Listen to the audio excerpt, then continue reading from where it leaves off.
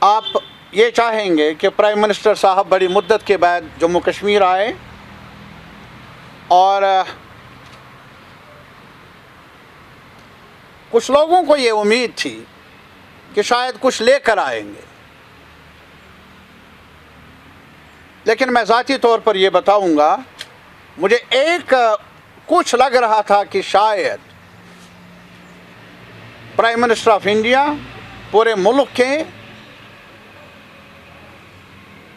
Prime minister ہیں تو لازمی طور پر جو کئی ریاستوں میں کچھ فسادات سرکاری شہ پر ہو رہے ہیں ان کو روکنے کے لیے وہ زبان کھولتے، کچھ کہتے۔ آج فوڈ کا سوال، کون سا خوراک کھانا ہے اس پر بحث ہے، کون سا لباس پہننا ہے۔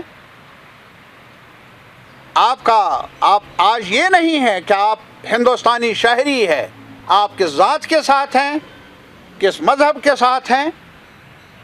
یہ سچویشن ہے جس سے آپسی ٹکراؤ، آپسی منافرت بڑھ رہی ہے، اور کچھ لوگ تو کھلم کھلا ایک کمپین چلا رہے ہیں ہیٹ کی، نفرت کی، کبھی ایک سوال کے، کبھی اذان کے نام پر، کبھی حجاب کے نام پر، کبھی خوراک کے حلال کے نام پر۔ یہ ہو رہا ہے، افسوسناک صورتحال ہے، تشویشناک صورتحال ہے۔ میں ایز اے سٹیزن، ایک شہری ہونے کے ناطے کل یہ توقع رکھنے میں شاید حق بجانب تھا کہ ملک کے پرائم منسٹر اس صورتحال کے بارے میں کوئی میسیج دیتے ملک کے شہریوں کو، تاکہ وہ ایک ساتھ رہتے اور جو بھی دنگے فساد، جو بھی منافرت پیدا کرنے والے، تقسیم کرنے والے، کمیونٹیز کو نشانہ بنانے والے، ان پر روک لگ جاتی۔ ایسا ہوا نہیں۔ اور پھر جہاں تک جموں کشمیر کا تعلق ہے، انہوں نے ایک خاص بات کہی ہے کہ پنچایتی راج سسٹم کو لاگو کرنے میں جب سے یہاں بڑی تبدیلی لائی، بڑی تبدیلی کیا، ہمارے نظر میں وہ ایک سانحہ سے کم نہیں ہے، ٹریجڈی سے کم نہیں ہے جو یہاں کانسٹیٹیوشنل پوزیشن کو ہٹایا گیا۔ اس کے بعد ان کا کہنا ہے کہ اگر ہم نے کچھ کیا، ہم نے گراس روٹ لیول پر ڈیموکریسی کو قائم کیا۔ ایک سوال ہے میرا اپنے محب وطن لوگوں سے، ارریسپیکٹو آف پولیٹیکل پارٹیز، حقائق کی روشنی میں جانچیے، جموں کشمیر میں یہ کچھ نیا نہیں ہوا۔ پنچایتی راج سسٹم لاگو، معاف کرے مجھے اہل اقتدار، 1935 میں جب اور کہیں نہیں، بیفور پارٹیشن، پری پارٹیشن، یہاں پنچایتی راج سسٹم لاگو ہوا تھا۔ یہ ہمارا وطن ہے جموں کشمیر، جس نے راستہ دکھایا ہے کہ ڈی سینٹرلائزیشن کی پہل کی۔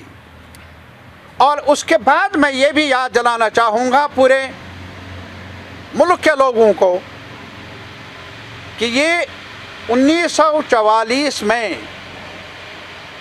جب ایک پیپلز موومنٹ کے تحت، پیپلز موومنٹ، عوامی تحریک تھی کشمیر میں اپنے حقوق کی لڑائی کی خاطر، تب جا کر ایک ڈاکومنٹ تیار ہوا جس کا نام ہے نیا کشمیر۔ آج اس نیا کشمیر کو کھول کر پڑھ لیجئے، میری اپیل ہے ہر شہری سے، اس میں دیکھ لیجئے،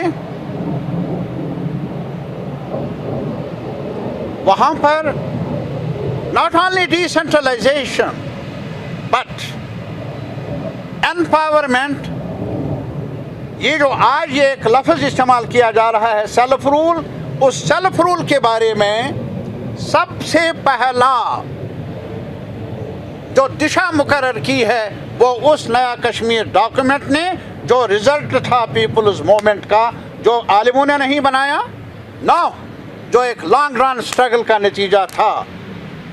جس میں دوسرا سوال تھا land to the tiller as well, education for all, empowerment of women. Panchayati Raj system کے بارے میں آج آپ ہمیں کہیں گے کہ آج آیا؟ تاریخ کو مسخ کرنا مناسب نہیں ہے۔ کیا ہوا؟ جہاں تک ہمارے ملک کا تعلق ہے، ایک آئین ہے، ایک قانون ہے اور ایک ڈھانچہ ہے۔ کیا ڈھانچہ ہے؟ بیسک سٹرکچر میں یہ سیکولر ہے۔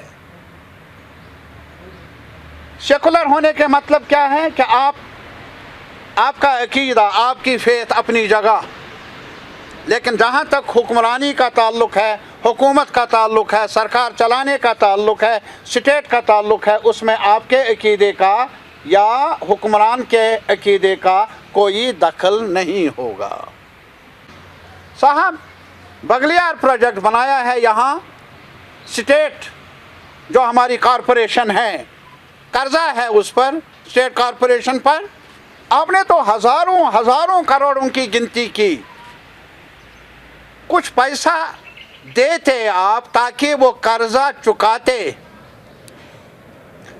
اور ہمیں جو بغلیار میں بڑی مشکل سے، بڑی دیر سے، محنت سے اسٹیٹ جو کارپوریشن ہے انہوں نے وہ بنایا، وہ پاور بھی ہمیں دوسری جگہوں کو دینا پڑتا ہے، اسی لیے قرض چکانا ہے۔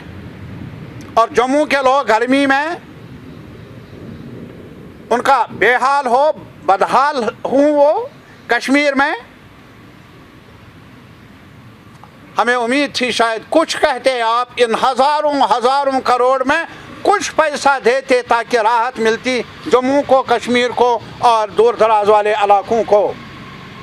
NHPC ہے یہاں، سب کا وکاس، جب آپ پرائم منسٹر بنے ان سب میں کون کون شامل ہے ہمیں بتائیے۔ کیا یہ حقیقت نہیں کہ ایک حدی اختیار تھا ریاستوں کو، ریاستی سرکاروں کو، کہ وہ اپنا ٹیکس خود جمع کر لیتے تاکہ ان کے مالی امورات خود طے ہوتے؟ GST کیا تھا؟ GST ایک بڑا قدم تھا جو اسٹیٹس کا حدی اختیار ہے اس میں انکروچمنٹ کرنے کا۔ That was a big blow to the federal structure of India۔ بنایا، اس کے بعد کیا کہا؟ ایک کونسل بنا دی اور یہ کہا اسٹیٹس کو اس میں اپنا حصہ ملے گا۔ پرائم منسٹر صاحب، ہمیں یہ بتائیے کہ کب سے جو اسٹیٹ سے لیا گیا GST ہے اور ان کا جو شیئر بنتا ہے، کب سے وہ رکا ہوا ہے؟ تو اسٹیٹ گورنمنٹس کام کاج کریں تو کیسے کریں؟